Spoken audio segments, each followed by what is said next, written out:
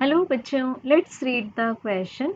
The amplitude of a particle executing simple harmonic motion is 4 centimeter.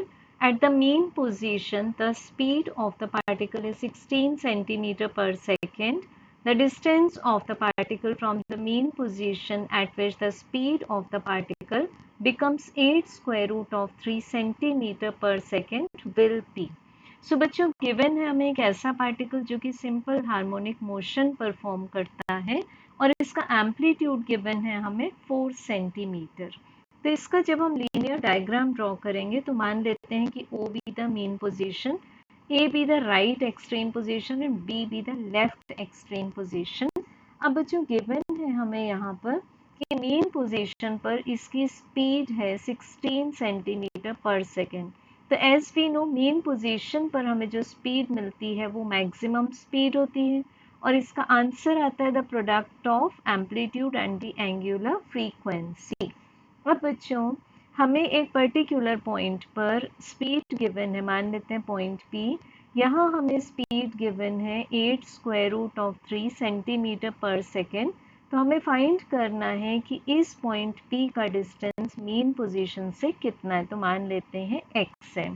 तो यहाँ पर basic concept क्या है कि जैसे जैसे पार्टिकल O से किसी भी एक एक्सट्रीमिटी की तरफ मूव करता है उसकी स्पीड डिक्रीज होती जाती है।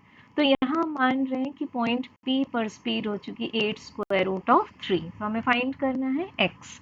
तो बच्चों as we know the speed, general expression क्या लिखते हैं हम, इसको हम Vp मान लेते हैं। This is equals to omega square root of a square minus x square. यहाँ हम लोगों ने कंसीडर किया है मैग्नीट्यूड।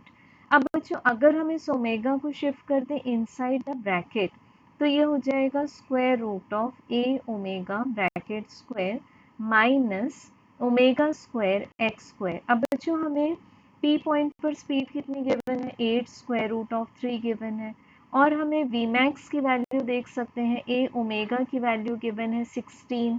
तो इसको हम पुट कर देंगे 16 तो मिल जाएगा और दोनों साइड का स्क्वायर भी कर देंगे तो हमें लेफ्ट साइड में मिल जाएगा 64 times 3। This is equals to a omega square हो जाएगा हमारे पास में 16 का square minus omega square x square.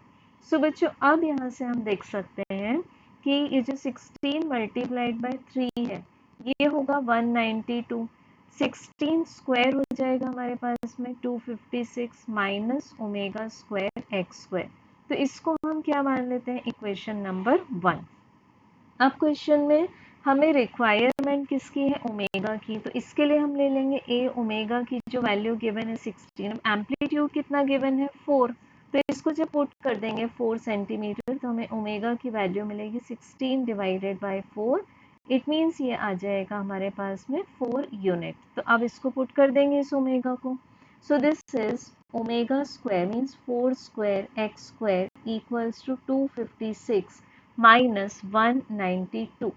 So बच्चों अब 16 को डिवाइड कर देंगे तो एक्स स्क्वायर इक्वल्स टू आ जाएगा हमारे पास में 16 माइनस यहाँ से 192 से जब हम 16 को डिवाइड करेंगे तो ये कितना आ जाएगा हमारे पास में 12 आ जाएगा।